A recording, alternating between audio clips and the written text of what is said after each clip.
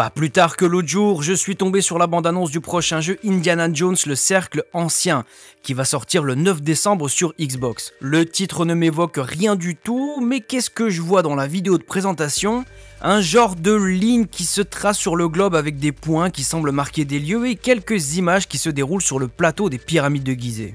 Il y a aussi cette image sur laquelle l'ami Indiana semble avoir tracé la terre avec un cercle qui fait le tour et il a mis quelques traits pour localiser des endroits. C'est alors que je comprends que le cercle ancien fait référence à l'équateur penché, une théorie issue de l'archéologie alternative qui a été mise en avant par un certain Francis Mazières et rendue ultra populaire par le documentaire La Révélation des Pyramides. On va jeter un œil à tout ce bazar, mais avant de démarrer, un grand merci au sponsor de cette vidéo, CyberGhost VPN. Il s'agit d'un petit outil de sécurité qui devrait vous plaire. À quoi ça sert un VPN? C'est hyper simple. Quand vous allez sur internet, l'intégralité de votre activité est traquée, que ce soit sur ordinateur, smartphone, tablette, on sait tout de vous. Ouais, désolé si je vous l'apprends. CyberGhost VPN permet de faire croire que vous êtes localisé ailleurs en utilisant une adresse IP différente de la vôtre. Oui, parce que quand je dis qu'on traque toute votre activité, ça veut aussi dire votre position. Et c'est pour ça qu'on vous propose régulièrement des rendez-vous coquins avec des femmes mûres à moins d'1 kilomètre de chez vous. C'est parce qu'on connaît votre position. Avec CyberGhost VPN, c'est simple. En un clic, vous changez votre adresse IP et donc votre position géographique dans l'un des 100 pays disponibles. Et ce qui est cool, c'est que vous pouvez choisir le pays depuis lequel vous serez connecté. Ce qui permet d'avoir accès au catalogue de plus de 35 plateformes de streaming qui sont normalement inaccessibles en France. Ça fait à peu près 40% de contenu en plus, de quoi occuper les longues soirées d'hiver. Un abonnement peut sécuriser jusqu'à 7 appareils en même temps, que ce soit sur Windows, Mac, Android, iOS, Smart TV et même sur les consoles. C'est très simple à utiliser et c'est parfait pour protéger toute la famille. Il est déjà utilisé par 38 millions d'utilisateurs et leur note sur Trustpilot est excellente. Si vous voulez faire un essai, je vous mets un lien dans la description et dans les commentaires qui vous donne 83% de réduction et 4 mois gratuits. Ce qui fait à peu près 2 € par mois et en plus, c'est satisfait ou remboursé pendant 45 jours. Ce serait dommage de ne pas en profiter. Bon alors, c'est quoi cette histoire de cercle ancien? En avril 1968, sur la télévision suisse RTS, Francis Mazières raconte ses aventures en Amazonie et pendant une session de questions-réponses, voilà ce qu'il dit. Ce sont les 7 statues sacrées de l'île de Pâques qui ont été érigées sur un point géodésique précis où passait autrefois l'équateur magnétique. Vous apprendrez ça en université. L'équateur magnétique, si vous avez un globe, tenez, il y en a un. Je vais vous le montrer, au moins pour une fois, je peux vous montrer quelque chose qu'on n'enseigne pas ailleurs. Vous voyez, voilà l'équateur normal, hein, et vous avez ici l'équateur magnétique. C'est l'ancien axe de rotation de la Terre en réalité. Mais cet équateur varie des fois de 4 à 5 degrés. Et vous remarquerez que toutes les fusées spatiales qui parcourent le monde actuellement ne passent jamais sur l'équateur, mais sur l'équateur magnétique. Elles suivent un champ magnétique terrestre très extraordinaire. Je ne voudrais pas vous parler plus longtemps de l'île de Pâques parce que c'est extrêmement grave, et plus tard on en reparlera d'une autre façon.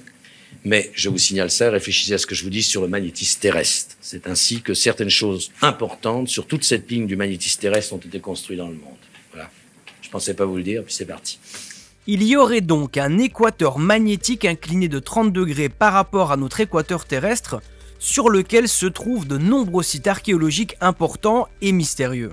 Alors visuellement, ça donne ça. La ligne jaune, c'est l'équateur terrestre et la ligne rouge, c'est l'équateur penché. Bon, alors là, je fais une ligne, mais en réalité, c'est plutôt un bandeau de 900 bornes de large.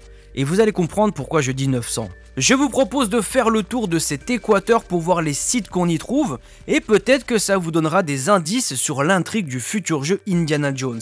Par contre, je ne vais absolument pas défendre un point de vue, faire du debunk ou je ne sais pas quoi. Je vous expose les choses et vous en faites ce que vous voulez, ça ne me regarde pas. On démarre le périple par un endroit que vous connaissez tous, l'île de Pâques. Le site est sur la ligne de l'équateur magnétique et si cette île est célèbre, c'est principalement pour les Moai. Ces statues en roche volcanique noire, coiffées d'un chapeau de tuf rouge et décorées de ses yeux blancs. On trouve également une écriture non déchiffrée à ce jour, le Rongo-Rongo, ce qui participe au mystère de l'île. Ensuite, on se dirige vers le Pérou et on tombe sur un site quelque peu mystérieux, les lignes de Nazca. L'ensemble du site se trouve très près, voire sur la ligne de l'équateur penché. On y trouve des géoglyphes qui représentent des animaux, on y trouve des lignes droites et également un géoglyphe intriguant baptisé le cosmonaute. Au nord-ouest de Nazca, on trouve un autre géoglyphe assez curieux, le chandelier de Paracas. Il est situé à 145 bornes, il est assez peu étudié et on ne sait pas ni de quand il date ni ce qu'il représente réellement. On continue vers l'est et on tombe sur un groupe de sites situés sur la ligne de l'équateur penché. Dans les plus connus, on a Vitkos qui était le palais de l'empereur Pachacutec, le Machu Picchu, un haut lieu spirituel qu'on ne présente plus, Ollantaytambo et Sacsayhuaman qui étaient tous les deux des centres religieux ainsi que des forteresses. On passe également dans la ville de Cusco dans laquelle on peut voir des murs incroyables comme celui-ci avec la fameuse pierre à 12 angles. Autour de ces sites, on en trouve beaucoup d'autres, je ne vous montre que les principaux, mais sachez qu'il y en a encore pas mal. Un peu plus à l'est et très au sud en Bolivie, on trouve deux sites très intéressants, mais qui sont relativement éloignés, Tiwanaku et Pumapumku. Pumapumku est le site au sud le plus éloigné de la ligne de l'équateur penché, il se situe à 503 km. Tiwanaku est connu pour sa porte du soleil et sa statue anthropomorphe qui ressemble beaucoup à celle de l'île de Pâques. Pumapumku est connu pour ses blocs de pierre en forme de hache qui semblent s'emboîter parfaitement comme une sorte de gros puzzle en 3D. On quitte le continent américain en direction de l'Afrique et je vais parler un petit peu plus en détail d'un site que l'on trouve souvent, celui des Dogons du Mali. Je vais m'attarder dessus parce que je le trouve un peu naze. Voilà, faut dire les choses. La tribu des Dogons se trouve au Mali et accorde une importance toute particulière à une étoile nommée Sirius A. C'est la plus brillante du ciel et elle se situe dans la constellation du Grand Chien. Si on l'appelle Sirius A, c'est parce qu'elle est accompagnée d'une autre étoile beaucoup plus petite que l'on appelle Sirius B. La tribu des Dogons aurait connaissance de l'existence de Sirius B depuis très longtemps, alors qu'ils n'ont pas le matériel nécessaire pour en faire l'observation. En plus de ça, ils évoquent l'existence d'une troisième étoile appelée Sirius C. Ouais, ils se sont pas cassé le bonnet sur ce coup-là, les mecs. Cette troisième étoile n'a jamais été observée par les astronomes modernes. Son existence reste donc à prouver. Donc, cette tribu aurait eu la connaissance de deux étoiles importantes du ciel bien avant les astronomes modernes. Alors déjà, on n'a pas grand-chose en termes de documentation. Ce sont deux ethnologues qui, dans les années 30, ont pu assister au culte que les Dogons appellent Sigi. À l'endroit où se situe le culte, on peut effectivement observer le lever héliaque de Sirius B, c'est-à-dire que l'étoile passe au-dessus de la ligne d'horizon juste avant le soleil. Ensuite, c'est Robert Temple, un auteur américain qui est parti beaucoup trop loin dans l'interprétation, en imaginant que les Dogons auraient reçu il y a longtemps la visite d'un peuple extraterrestre venu de Sirius et qui leur avait transmis cette connaissance, tout ça. Voilà, je ne tiens pas compte de ce site parce qu'il n'a pas un grand intérêt comparé aux autres. On continue vers l'est et je vais faire un deuxième commentaire sur un autre site que je trouve carrément nul. Il s'agit des fresques de Martiens à Tassili Nadjer en Algérie. Des fouilles ont été faites entre 1956 et 1957 et on a découvert plusieurs peintures mystérieuses qui laisseraient penser qu'il s'agirait d'extraterrestres. Des archéologues ont repris des études à la fin des années 90 et ont consulté les membres de l'équipe des années 50.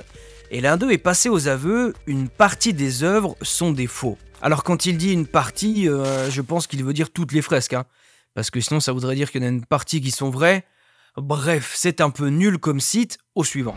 On arrive en Égypte dans le temple d'Amon à Siwa. Il est situé à 23 km de la ligne et est dédié à Amon, l'une des principales divinités du panthéon égyptien. On continue notre chemin et on arrive au plus gros morceau, les pyramides de Gizeh. Le trait de l'équateur passe au milieu des trois pyramides, mais il y a aux alentours beaucoup d'autres sites très intéressants. On trouve par exemple la pyramide rouge, la pyramide rhomboïdale, la pyramide à degrés, le site d'Abou Sir et d'Abou Gorab. Bref, c'est du très lourd et c'est vraiment très proche. On avance encore et là on tombe sur Petra en Jordanie, qui est située à 9 km de la ligne. Petra, c'est une cité antique qui a abrité jusqu'à 25 000 habitants à son apogée et le monument le plus connu c'est le Kazné. Ouais, bon, je suis à peu près certain que ça se prononce pas comme ça, mais c'est pas grave. Son nom complet c'est Kazné Al-Firon, ce qui veut dire le trésor du pharaon. Il s'agit du tombeau du roi Arétas IV. On continue notre chemin et un tout petit peu à l'est, mais très au nord, on a un site assez incroyable, c'est Baalbek au Liban. Le site est le point nord le plus éloigné de la ligne de l'équateur penché. Il est à 413 km. À Baalbek, on a une première partie qui rassemble trois temples. Le temple de Bacchus, qui est le temple le mieux conservé du monde gréco-romain, le temple de Jupiter et le temple de Vénus. À moins d'1 kilomètre, il y a la pierre de la femme enceinte, aussi appelée la pierre du Sud. Il fait partie des plus gros et plus longs monolithes jamais taillés et transportés par l'homme. On arrive ensuite en Irak avec 3 points intéressants. Le premier, c'est la ville d'Uruk. Elle est occupée depuis plus de 7300 ans et c'était une agglomération majeure de la civilisation mésopotamienne. C'est dans cette ville qu'aurait été inventée l'écriture. En tout cas, c'est à Uruk qu'on a retrouvé les plus anciennes tablettes écrites. Uruk est le point le plus éloigné des 3 sites d'Irak. Il est situé à 110 km de la ligne de l'équateur penché. Le deuxième point est à 60 bornes et c'est la ziggourate de Our. Une ziggourate, c'est un édifice religieux mésopotamien construit généralement en superposition de terrasses surmontées d'un temple, une sorte de pyramide à degrés. Et le troisième point, c'est l'endroit où on a retrouvé les tablettes cunéiformes qui sont à la base de la mythologie mésopotamienne. Ce sont ces tablettes qui, bien plus tard, seront réinterprétées par certains pour en faire l'histoire des Anunnaki. On continue de suivre la ligne et on arrive en Iran avec la ziggourate de Chogha-Zambil, située à 200 km. C'était un centre religieux important des Élamites, les habitants d'un pays qui s'appelait Elam, qui recouvrait la partie sud-ouest du plateau iranien et qui était occupé par l'homme depuis 4000 ans avant Jésus. On continue notre route, on reste en Iran et on tombe sur le site de Persépolis, à 5 km de la ligne. Il y a une petite controverse concernant la véritable fonction de ce site. Le plus admis, c'est qu'il s'agissait d'un site religieux qui était utilisé pour des rites initiatiques, mais d'autres historiens suggèrent qu'il s'agissait d'un centre politique et non religieux. Comme ils n'arrivent pas vraiment à se mettre d'accord, on va juste partir du principe que c'était un site qui avait une certaine importance. Ensuite, on quitte le Moyen-Orient direction l'Asie et le premier site se situe au Pakistan, c'est le Mohenjo-Daro, situé à 34 km. Mohenjo-Daro était une ville importante de la civilisation de la vallée de l'Indus. Pas forcément de site religieux à cet endroit, la seule chose curieuse c'est qu'on a retrouvé des tablettes avec une écriture très proche de celle retrouvée sur l'île de Pâques. Je vous laisse faire pause si vous voulez comparer tous les signes. Ce qui est curieux avec ces deux écritures, c'est qu'aujourd'hui encore personne n'a réussi à les déchiffrer. On continue en Asie, on arrive en Inde à Khajuraho et le temple de Kandariya Mahadeva, situé à 20 km de la ligne. Khajuraho était la capitale de la dynastie des Chandela et le temple de Kandariya Mahadeva est dédié à la déesse Shiva et c'est entouré d'une petite vingtaine d'autres temples. Ensuite, on trouve Piai en Birmanie situé à 28 km. C'est dans cette ville qu'on trouve la pagode Schwansendao. J'ai aucune idée de comment on prononce ce truc. C'est un lieu de pèlerinage bouddhiste très important car la stupa contenait quelques cheveux de Bouddha. Ouais, et moi qui croyais qu'il était chauve. Ensuite, direction la Thaïlande avec le fameux temple de Sukhothai situé à 11 km. Sukhothai était la première capitale du royaume thaïlandais. On y trouve une multitude de temples magnifiques avec des Bouddhas partout. Bref, c'est un haut lieu spirituel. On se dirige maintenant vers le Cambodge pour la dernière série de temples. Angkor Wat, situé à 174 km, et Preah Vihear, situé à 38 bornes. Angkor Wat a été construit en l'honneur du dieu Vishnu et Preah Vihear en l'honneur de Shiva, deux divinités de la religion hindouiste. Et ensuite, on revient à notre point de départ, l'île de Pâques. Ça fait un sacré tour du monde, hein. Autant dire que si Indiana Jones se tape tous les sites, la durée de vie du jeu va être incroyable. Voilà donc tous les points importants de l'équateur magnétique. Le plus au nord est à 413 km et le plus au sud est à 503 km. Ça veut dire qu'il ne s'agit pas d'une ligne, mais plutôt d'un bandeau de 916 km de large. Je vous ai posé les bases, à vous de me dire ce que vous en pensez dans les commentaires. Et n'oubliez pas d'aller jeter un œil au partenaire de cette vidéo Cyberghost en cliquant sur le lien pour bénéficier de 4 mois offerts et 83% de réduction. Protégez votre vie privée, débloquez des contenus exclusifs et faites des économies avec Cyberghost. Essayez-le sans risque grâce à la garantie satisfait ou remboursé de 45 jours. Ciao.